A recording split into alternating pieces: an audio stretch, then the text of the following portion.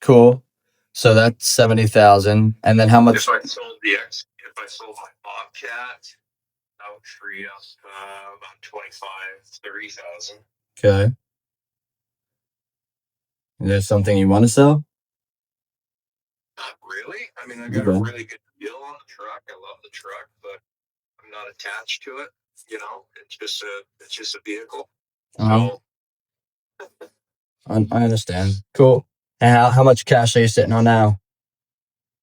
bank wise, Yeah. um, Yeah, not mattress Montana wise, bank wise. it's in my bank right now. I have about 80, 90. Okay. Cool. All right, perfect. I mean, you can still be able to. Things. So we have about 40. Okay, cool. Yeah, I mean, you can still be able to leverage against it. I know you have a term policy through North American now for some death benefit purposes. So, I mean, you can, it's cheap. You can just, it's a couple of bucks, so who cares? You can just keep it and not have to worry about canceling it depending on what we do. I pay Yeah. for that $50 a month. Yeah, So it's fine. Might as well just keep it. That's cool. And so death benefit necessarily isn't the most important thing. It sounds like from what you're saying that really financing most of the stuff for the business, the trucks, the trailers, the future machinery, you want to be able to finance that through your policy so you don't have to pay interest to other people. yeah, I'd love to. Okay, cool. All right. I mean, yeah, we can definitely figure out what that looks like and what you're going to be able to do. How much are you guys generating business wise now for the in revenue? I'd say probably around 20, 25 A month? Okay, cool. And how much do you net off of that? Well, that's net. Oh, that's net. Oh, cool. What's your gross? Probably about 40. Okay, cool. All right, cool. And then, so you're making, let's say 20, 25 grand a month. What are you doing with that money after? Just putting it into stuff. Like just put it in my account or putting into silver or paying cash for my stuff. Cool. Awesome. Yeah, I mean, the only difference between like your behavior, like what you're actually going to be doing differently, is just simply moving that money into a policy first and then leveraging against it to go pay for the things you were paying in cash, to go pay for the things or go buy some silver, go buy some gold, go buy more equipment. You're just leveraging against every dollar that you make instead of using every dollar that you make. Does that make sense? Yeah.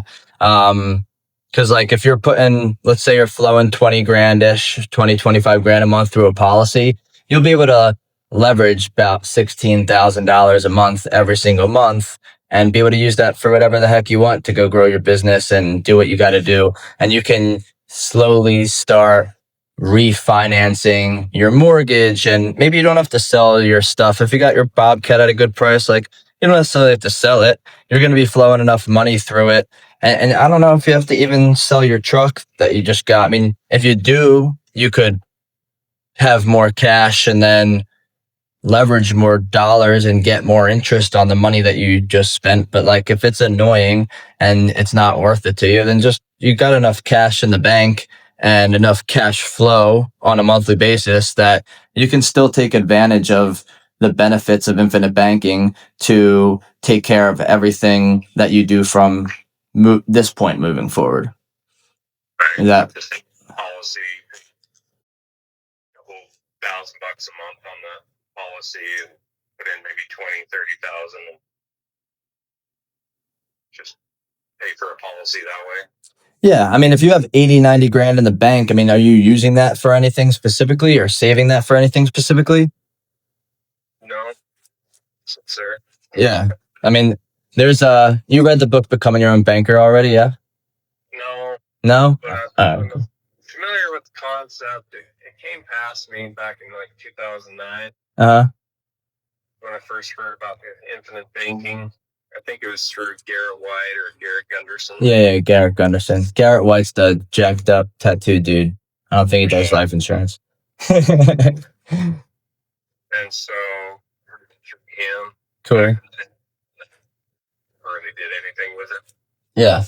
Oh, good. The reason I asked is because they always talk about your policy as being your warehouse for your wealth. Like it is my savings account. I just pulled it up on a call I was having with the client. I thought I had like couple $1,000 in, but I literally have 1 penny in my savings account right now because I just put all of my money into my policy.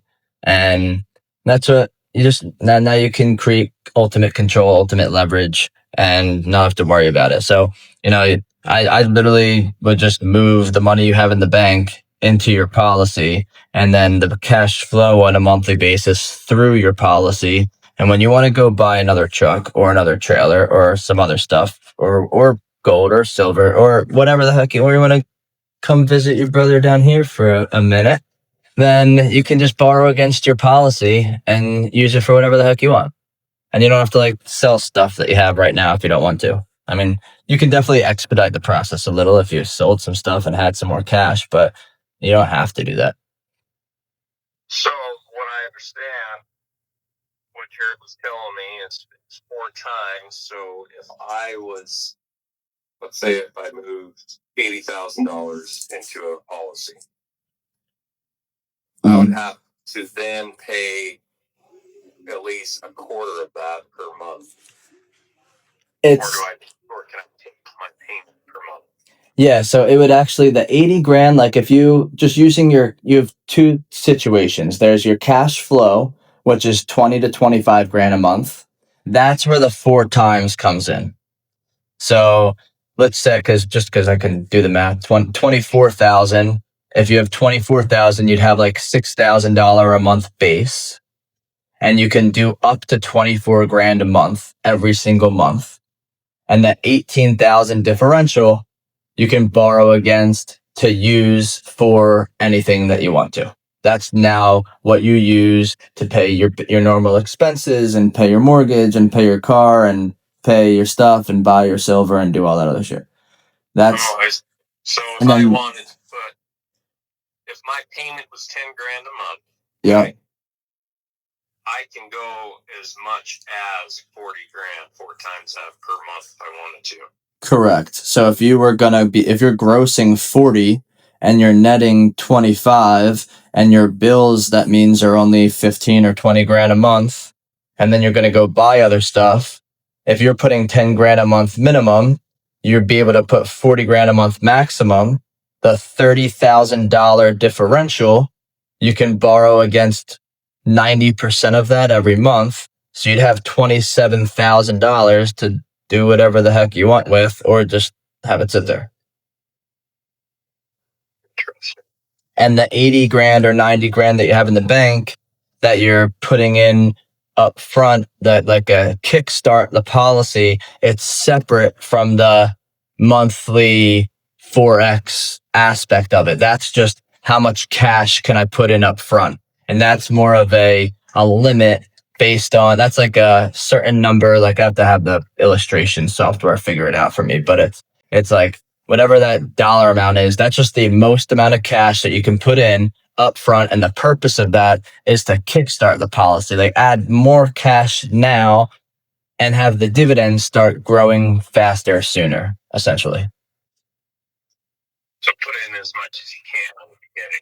Yeah, like what right now I'm working on a dude. He's in Minnesota. He just sold a property. He's got $500,000 in cash, and we're gonna do like $50,000 in premium, and then he's gonna put 400 grand in cash in, which is like 450 total, and he can still put in up to 4x 50K, which is 200 grand a month maximum. And so he's going to flow his income from the business through the policy. He's doing a couple million a year.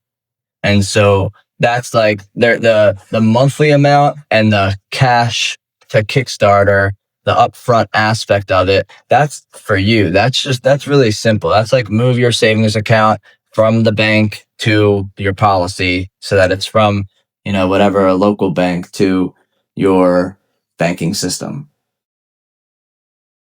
Interesting. Does that kind of paint a more clear picture for you? Right. What kind of software do you run to keep track of all the numbers? There is a portal for the insurance company for One America specifically. Most of them have portals, but you have a portal there, and once a month I log into the portal and I do the policy transfer. So I basically move money from my bank. Like today's July 31st. So like I just save up all my commissions and stuff for July. And then on August 1st, I'll put all my money into my policy from July. And then, from my bank account. And then it'll take a week or two to process. And then I'll borrow against it.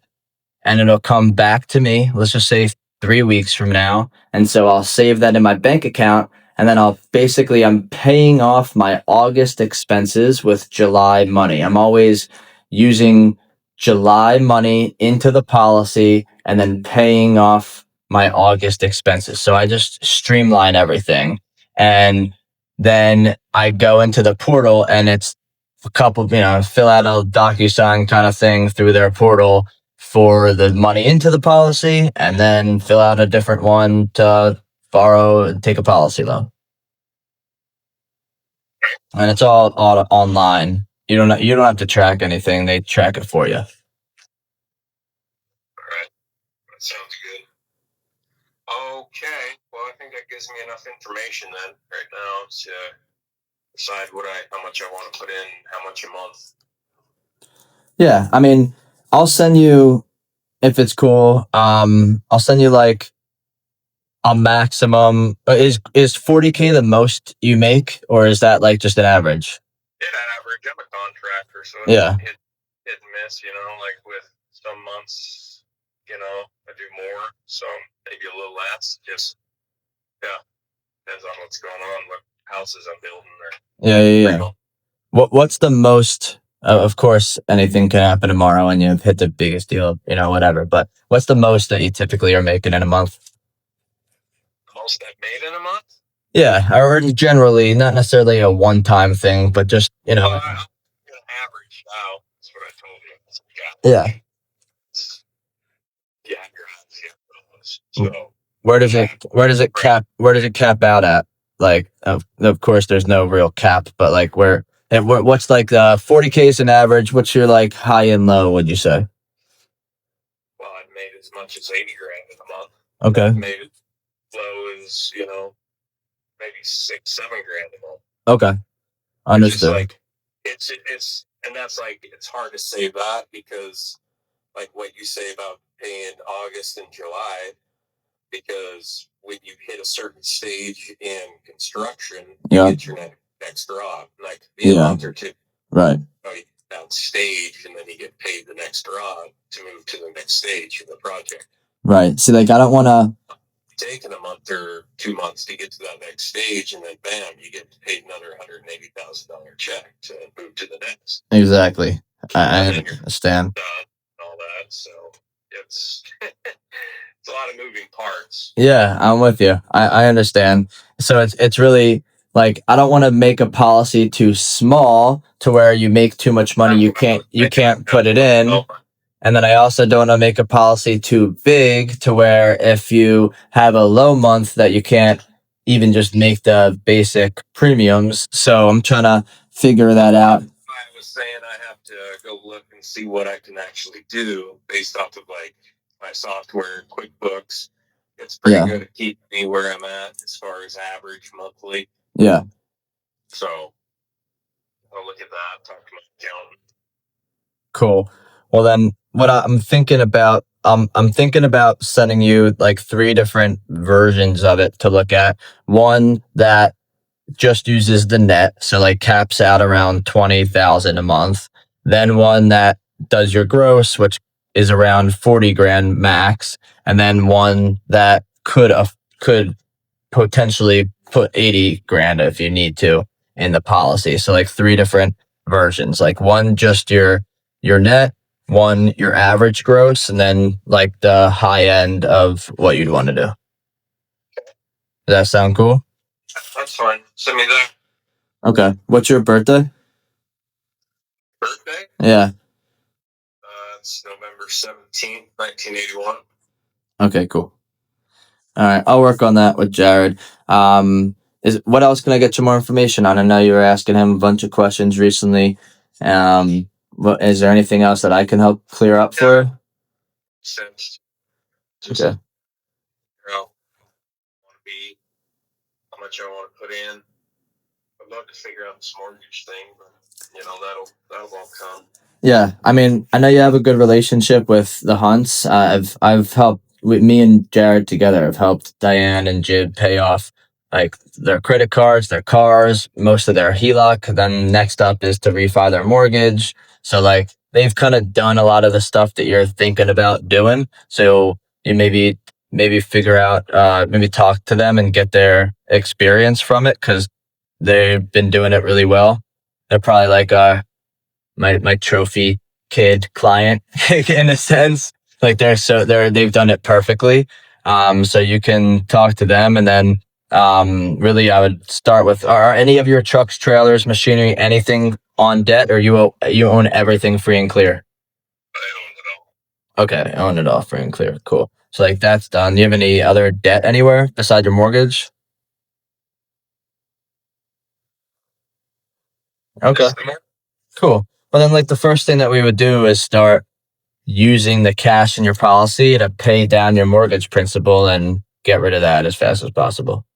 Yeah. Yeah, that would be ideal. I mean, it's on a 20-year, but it'd be awesome to have gone to 10. Yeah.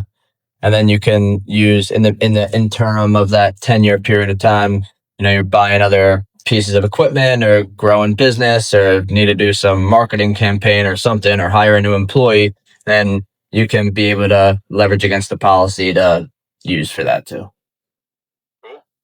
Yeah, send me what you have then, the three options. Okay, cool. Is there anything else I can get you more information on? No, I'm good right now. Thanks, Josh. Cool. Yeah, it's great to connect with you. Hear a lot of good things from Jared and Jeff and Diane, and I'm glad that we connected. Yeah, well. Awesome, man. Well, thank you. I'll send those over to you, and then let us know when you want to talk next. I'll be in touch. Cool. Thanks, man. See you later, Ryan.